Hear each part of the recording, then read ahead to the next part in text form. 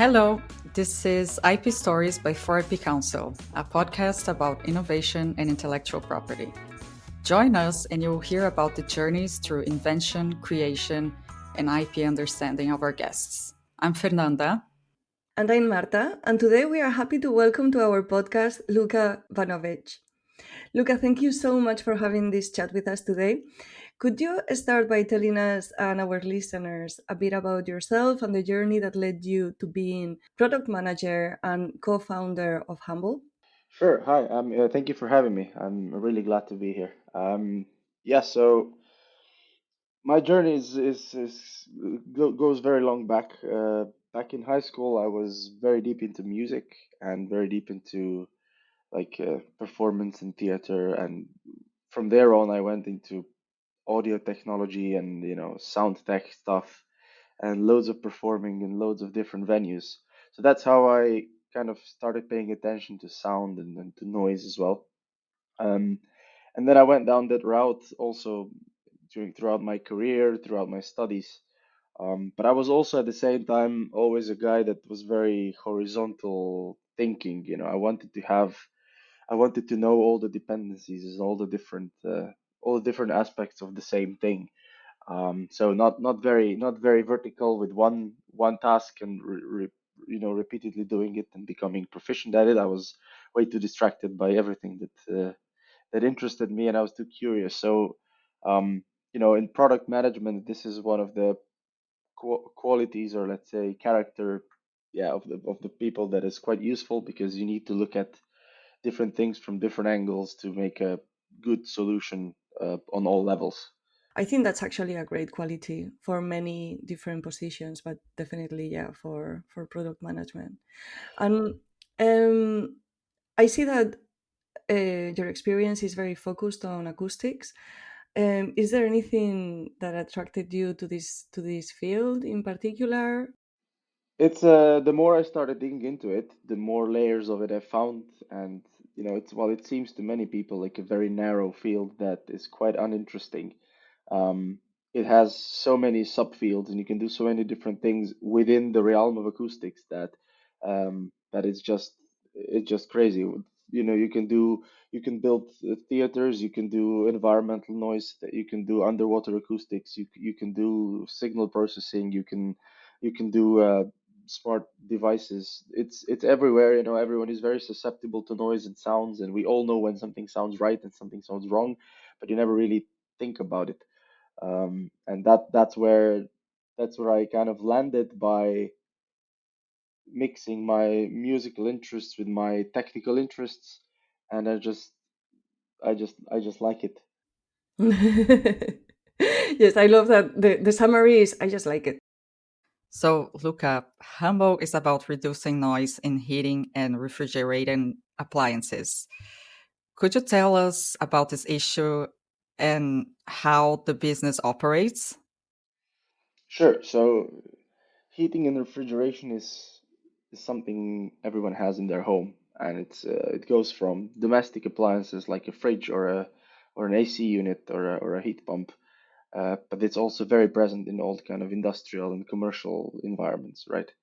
And this is where we are present essentially. Humble was born um, from very very private problem where I was sitting in the living room, and then I just heard an annoying hum coming from my heat pump. And because I'm an acoustician, I'm really paying attention to all these noises. I said to myself, I definitely can't be the only person who finds this annoying, and that's how it all started. So I'm sure so many people find that annoying. I mean, I have found it very annoying as well when I had living rooms with like the fridge very close by, or yeah, I'm with you. Yeah, me too, actually. One of those noises that you don't really notice until you notice it, and then you can't unhear it anymore. Exactly. When we talk to our partners and customers and whoever we meet, a lot of the people say, "Hey, but these products are not really loud. Like, what's the big deal, right?" And I always say, "Yeah, but the mosquito is also not loud." And have you ever tried falling asleep while the mosquito is flying around your ears? It's really really hard, and it's the same. in acoustics, all of this kind of noise characteristics are becoming more and more important. So it's not all about loudness anymore. It's about other other qualities of the noise. It's about sound quality, not necessarily just the loudness levels. And yeah, from there on, we started building a company, and actually becoming um, a go-to partner for everything heat pump noise related, and noise is currently one of the most commonly mentioned concerns that kind of block the faster adoption of heat pumps, which in general should be a good idea and something everyone should strive towards.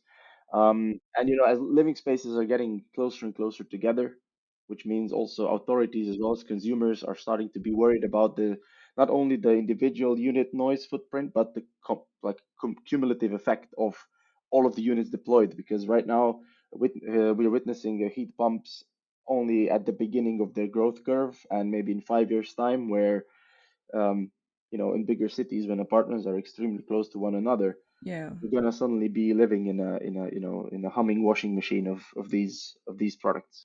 We don't want this problem to block the adoption of the most energy efficient heating and refrigeration system or technology currently existing. So in core, we provide solutions for noise management, so for noise recording, so that you actually have some data available. Um, and we've also designed a line of solutions that are applying active noise canceling technology. This is a technology that you might be familiar with from the headphones space. You probably are wearing them right now. And that's a technology that's quite well established in the automotive industry or airline industry, for example, but it's is not yet applied in heat pumps at mass, at least. So I believe Humble is a spin off. Could you tell us the story of how and why it was funded? Sure. So before Humble, I was employed as a product manager at a company called Irnas from Slovenia. And the CEO of Irnas, his name is Luka Mustafa, and he's one of the most important people in my life when it comes to professional career, in terms of mentorship, in terms of kind of a role model, and a really big support. And at Irnas, we were designing all sorts of connected solutions for different applications, from sensors, trackers, IoT systems, monitoring systems, robots, you name it. So all the infrastructure is in the house. Whatever people design, it can also get built in-house. So the speed at which these products were popping out at the other end of the building was insane. Mm. And when you kind of do this for long enough, you figure out you're solving other people's problems essentially, and then you get to your own idea, and you kind of very very naturally it starts looking like it's really close.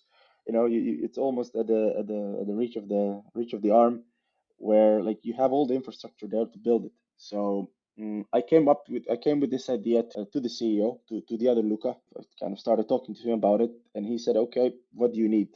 And then I told him what I need, and Irnas is the first backer of our project. Essentially, I was fortunate enough, and I think it's extremely rare that this happens, but I got all the support that I needed and more from him and from the company he's running, essentially kind of fading out from my previous work into Humble, um, making it happen, which was great. That's amazing. I love that story. It's probably I was really fortunate. I was really fortunate that I have such people in my life. And the other person in the story is my really good friend, uh, Gergely Oros. He's a he's a Hungarian living in the UK, and we did our studies together at the University of Southampton, which is where I studied acoustical engineering, and him as well. And we were flatmates. We lived together. We spent probably 24/7 together for the most part.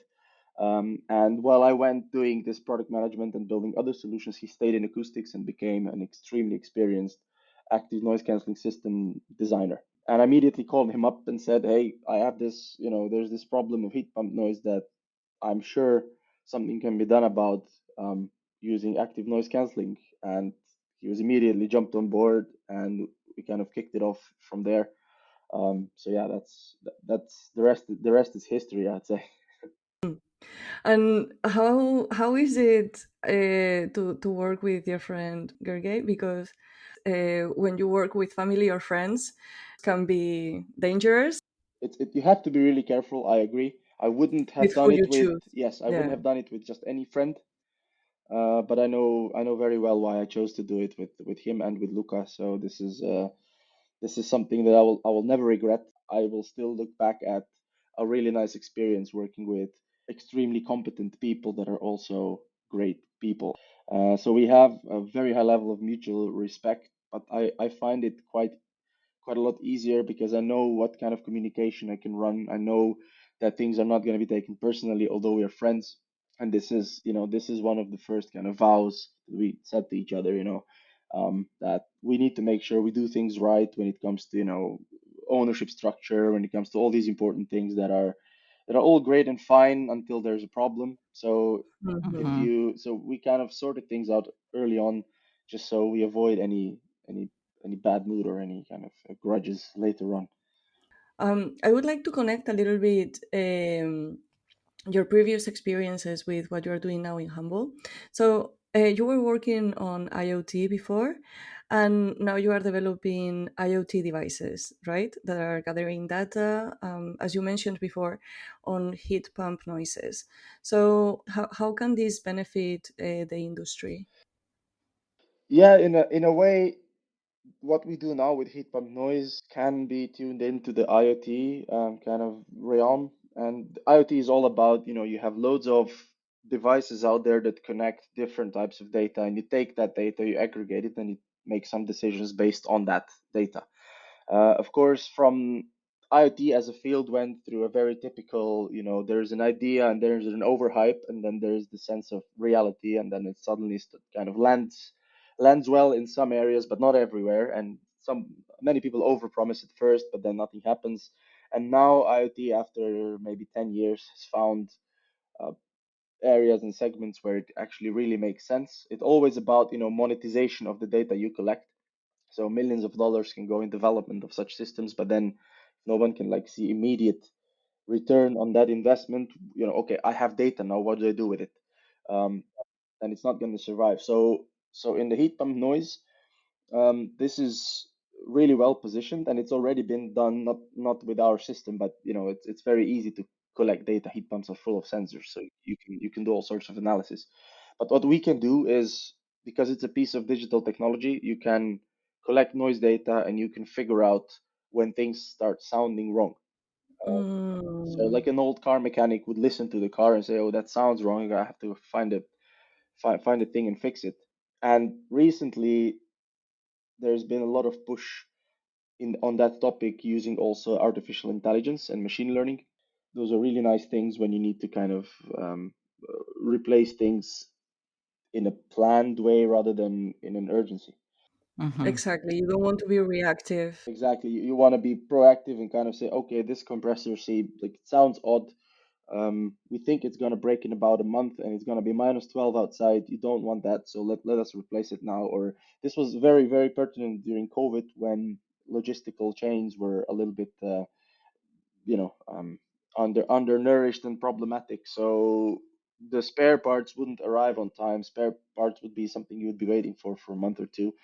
And of course, if you know your heat pump is going to break soon, then it's best to have those spare parts, um, delivered on time before it actually breaks. But the real add-on that we can offer is not the data. The data is there and it's easier to collect. The difference is that we are a group of acoustical engineers and product developers who have built systems like that before and know what to do with that data and how to make sense of it and how to kind of extract meaningful information. To be honest, like even just like measuring the noise and understanding like what's the sort of like quality of life of people in terms of like the noise they have to handle in their homes. Already that alone, it's something really interesting to know. I think you're right. You're spot on with saying quality of life because that's exactly what it's all about. So you want the green transition of heating and cooling without compromising on kind of well-being and comfort. A new heat pump is measured under some regulated, standardized conditions in a lab, and that's all that is done today. And this is strongly decoupled from what actually is out there. You know, you take that product, put it in the field. If it's 5 meters away from the house next to a bush, nobody cares, right? Hmm. But if it's right next to the house and there's 2 meters away is another house, and everything is under a car shed which serves like a horn and will display this sound and kind of reflect it across the entire neighborhood, then that's a Hmm. different story. And this is Yeah. where manufacturers are a little bit handicapped because they have no insight into where this is being placed, who's installing it, how well is it installed, and the solutions we Yeah. provide kind of try and bypass that issue by providing a method to quickly capture data in the field. Because right now Hmm. things are not being measured unless there is a complaint and someone's willing to go to court. Yeah. It's not the kind of noise that you think you can complain about. Like, Yeah, yeah. Before, and also, if you think you can complain about it before you find it annoying, and up until the point where you actually take action, there's a big gap. You know, this is a general problem with noise pollution. I think about, according to at least your International Environmental Agency, about 20% of the urban population lives under the noise levels considered harmful. And by harmful, what they mean is that we're gonna develop cardiovascular diseases too soon, or at least sooner in life than we would otherwise, because noise increases your stress levels, stress hormone levels, which suppress your immune system. So your body will get damaged over long run, and that's not something you notice. I would have never thought about actual diseases or, like a specific problem with my health until you told me, which makes perfect sense. Yeah, it's a very well researched issue, and what I hope starts happening, and I expect it will start happening, is that people are going to start kind of becoming aware of these things and pay attention to these things. You know, you can buy a heat pump from anywhere, and there is a lot of choice you have, and they will start selling you, beautiful designs and good user interface and great energy management and great efficiency. But everyone does that. And everyone also says ours is super quiet and ours is the quietest in the market, but nobody really knows what it means, right? And we are trying to create an environment where we are like a knowledge hub and an alliance of people, that we help, deal with this problem in a constructive way without making it too scary. So, you spoke a lot about different technologies, software, hardware. I was wondering what was the role of IP during the time you founded Humble?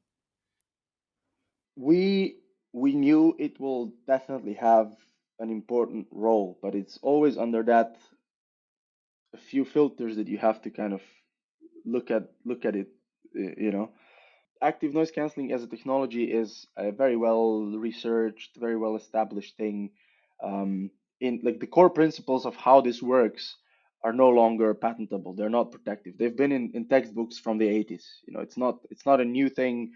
And it's a physical phenomenon. There are two waves, and if you align them correctly, they'll cancel each other out. There's nothing you can patent about that because it's a physical thing. Um, but what makes that so taking this concept and making a high school experiment out of it is a very easy task, and you will get to an effect. But taking that and building it into a product that solves a noise problem in real time, there's a lot of layers you have to add on top of that. The system has to be able to auto tune itself. You need to position components correctly. You need to find the optimal positioning. You need to find optimal control parameters. All of these things are done manually in most cases, and we automated that. So we knew we were going in that direction, and we knew that this is where our core IP will be. We could now publish all of the hardware we have as it is, and you could build it, and it wouldn't still do anything, right? Um, and that's what makes our products a product, right? If I'm talking about active noise canceling technology, which is where Humble started, and then we started building on top of that to go in the direction where we're going right now. And from the previous work that I did, I worked with from corporations to startups to NGOs, and everyone had a different relationship to IP. Sometimes it was extremely important, and there were confidentiality breaches that we were kind of witnessing. Um, Other ones went the open source route, and we kind of studied a lot of these licenses and why they're there. And it also kind of it's also a type of protection, right? So everyone was aware of, where is this intellectual property positioned and what does it do for me. So we always kept paying attention to it. We also filed our patent, the first patent application, beginning of last year for our system, based on, the kind of the environment of application and the application in a box that we are specifying. We knew we knew there would be a role, but there is also that factor of, okay, if we take this now and go to a giant and say, hey, you sell 3 million AC units and 500,000 heat pumps a year. We have this cool technology that works and it's proven and it can make your life better. If they take it and they reverse engineer it, or they hire a consultancy to build it, which is all possible, right? If you pay a few million euros um, to an acoustic consultancy that deals with reactive noise canceling systems, they will build a system like that for you. It's not something that you can prevent. So, like, do we go and sue them? How do we deal with the problem? So there's always this aspect of it that we have in mind, but we continue to build on it. We still have a few patent applications in mind that we will kind of file in the very near future, hopefully, just to build a portfolio of credibility. This is where I see. I mean, if you look at a company that has an interesting technology but also has a bunch of patents on it, it's a different story than there is if you compare it to a company that has technology but hasn't gone down the legal way. To be honest, we have heard a lot about the type of concerns that you were talking about, of what to do if suddenly a big corporation infringes your intellectual property, because there are some fights that that are going to cost you so much time and money and can really be a nightmare. So I think this is a big issue for startups and SMEs. I agree. It's one of the most challenging things to tackle as well, because whoever you talk to, you'll get a different advice, and they all come from some kind of personal stories or personal acquaintances. But it does give you credibility and value. It does force you to do your own kind of due diligence and figure out what's that unique selling proposition of yours. So the process of Hmm. getting there is definitely beneficial. I think Yeah. the process of, okay, I want to file this as a patent. I'm going to work with a patent attorney. They're going to ask me the right questions. They're going to ask me we're just going to have a conversation. And sometimes you don't know that you can patent something. And I've had an experience where they just keep asking questions and they start shooting you ideas that you could patent that you never even considered. So interesting. Mm. And but it's really, really in the early days, it's extremely hard to have clarity on that. And it's also, if you look at the hard, like building a startup, this is one of the areas where you don't know how much attention to pay to. You do have to do everything, and you lack people, you lack finances, you lack time in the day, and you have to prioritize. There is something very interesting that you mentioned regarding the timings and how to prioritize all these different things that you have to do when you have a startup, and suddenly like IP and in particular in your case patents, sort of like they are there, but you don't know how urgent it is. Is the kind of thing, and Fernanda, correct me if I'm wrong, that it seems like it's not urgent until it might be a bit too late. I think the sooner you start thinking about IP, thinking about patents, thinking about how to protect your technology, the better. And I also think it's very important to know how to incorporate that in your business model. So, as Luca was saying, is I think I mean, this is my perspective. I'm not like a founder of a startup or anything. I'm a lawyer specialized in IP.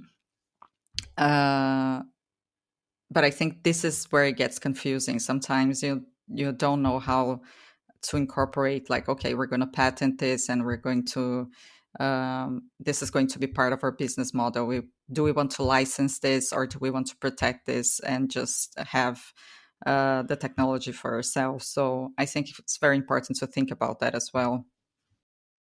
I would agree. I would say that kind of have that as a topic of discussion and kind of look at everything you do through the lens of IP protection is really, really important. And it doesn't mean that you need to take action and you need to start suddenly spending money on patent applications and all of those fees. But everything you do, you need to kind of put it in the context of where the value lies, what it's going to do for my company, where does it fit into the bigger picture, and if that means that it makes sense to protect it in one way or another, you go down that way. And yeah, like you said, Fernanda, patenting is not the only way. So, as I was mentioning before, given the complexities and intense competition in the global hardware market, how do you envision leveraging your patents by licensing them to major global companies to maximize benefits and strategic advantages? The way we want to approach that is by building a portfolio of different things that are interrelated.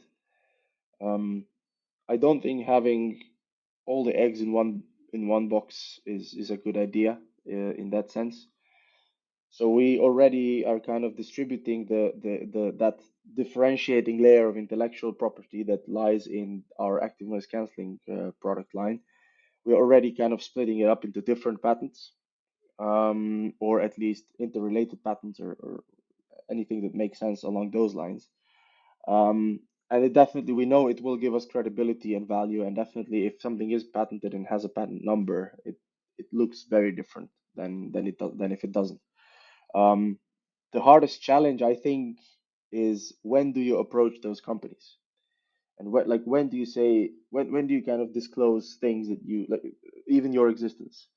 Because it's if I go from day one and I build a solution and it works, I could take that solution and go to a company and say, hey, this works, this is cool, it can solve your problem, and they will say, this is not my problem. Uh, It's not. I don't want to pay for this. This isn't relevant. So if you do that late in the process, you are risking spending all that money and time and investors' money and on something that will be completely obsolete at the end. But if you do it too early, then you just give them an idea for free, right? Hmm. So that's I think where it's really challenging. And I think, yeah, to answer your question, leverage the patents by licensing them, or I think these companies do compete with one another based on the IP that they own. It is Hmm. one of the things, and we constantly pay attention to the acquisitions that are happening in the either smart building or heating refrigeration space, and we look at like who buys what companies, and they typically either buy market access, or they buy something that is really well running that can tomorrow create them a market advantage, right? Hmm. And that's what we want to build with with Humble as such. We want to build a brand that deals with heat pump noise in general, and there will be IP that is coupled to that brand. And whatever we do, we will always look into it as to like how can we protect that? Can this be a unique thing? Because you can have 10 patents and still have a failing company if you don't have anything that anyone is happy to pay for, right? Yeah. You can have a product that people buy, or you can have a product that people buy and then someone is just gonna copy it from you, and then you're also not in a great position. So it'll have to be all of that. It's gonna be a million little things. I'm gonna ask you, I think, I don't know if it's a simpler question or actually a more difficult question. It's I would like to know, as a startup founder, what has been the biggest challenge that you had to face? And I know probably there are so many. I mean, you just mentioned so many. Yeah, I don't want to discourage anyone from doing it. It's extremely rewarding, but maybe the biggest challenge that I had to face, and I hope I'm not alone in that, is that it gives you, it's the clearest mirror you'll ever stand in front. It exposes your character traits. It exposes you as a person. You thought you were good at something. It turns out you weren't, and it gives you that level of humility, and kind of you need to admit to yourself the things that you're not very good at, and look for help, and be honest about it, and be okay with it. That looking for help is great. Nobody built any successful company on their own. So I think, exposing this, exposing what you're missing as an entrepreneur, even your habits, daily habits, those are the things that you might be forced to change if you want this to succeed. That's hard. So I'm gonna ask you something that perhaps sounds a little bit like a, I don't know, like a stereotypical question. Um, but what do you think is the key to build a successful tech startup? Yeah, I think, yeah, it's a million little things that have to be aligned very well to build a successful tech startup. But there is a step before that, I think, that many people forget to think about, and maybe I would like to address that. First thing is that success is a very different thing to different people, right? So it's very easy to fall into that kind of VC powered trap of, if I don't sell for 5 billion, I'm not a successful startup. That's not true. If you want to build a company that stays, at some level, at some size, with some revenue, and you kind of reach the stage where growth is no longer your priority, but keeping in the loop, like doing that business because you like it that way, you like it at that scale, you like that level of control, and you like the amount of people you can service. If that's success to you, then you're a successful startup. That doesn't mean that your investment roadmap is going to look the same, because that's not what investors like to see, right? But it doesn't mean that you're not a successful startup. So in order to do that, you're still going to have to do a lot of things right, but you have to have that clarity of, like, where are we going? What's the destination? Are we building a family business that is going to run over generations? Are we building are we on the build to sell road? Where are we? What are we doing? And the second thing that I would say is that, there's no winning in business as such. I've heard a good statement that says that winning in business is like winning in marriage. Like, the way you win in marriage is that you stay married, you don't get a divorce, right?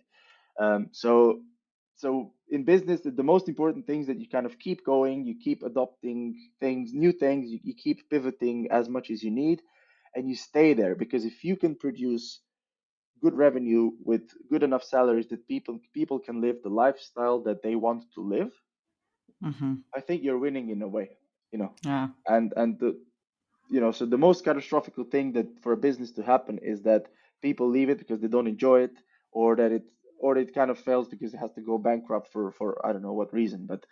Um but that anything that is not that is a win.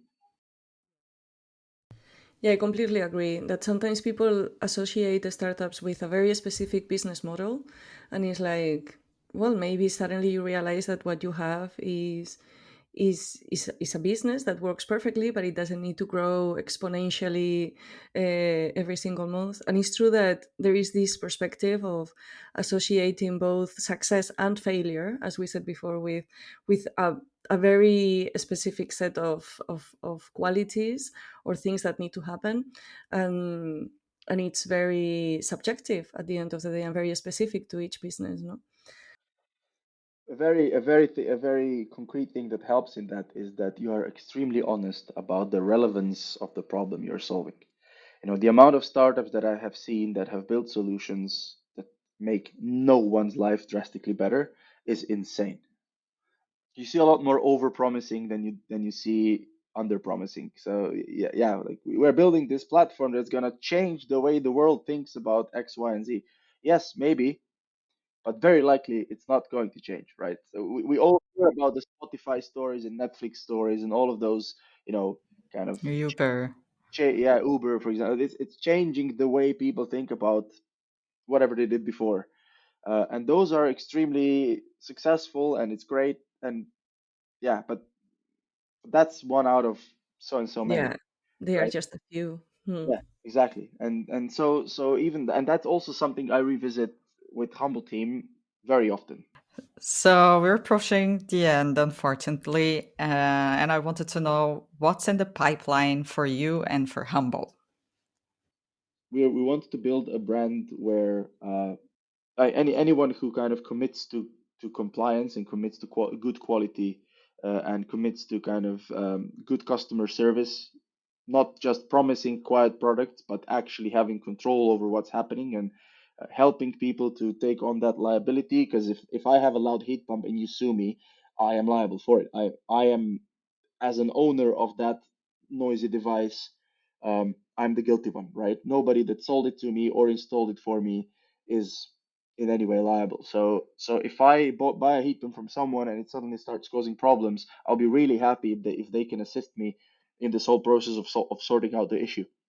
So we want to create that type of environment with different solutions. So the noise assistant, as you call it, is one of them, where installers can use a very simple phone app to do an actual calibrated standardized measurement on site.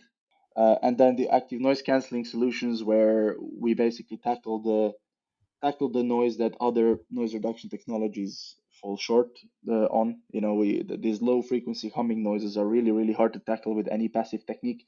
With active noise canceling, it's extremely good fit for that.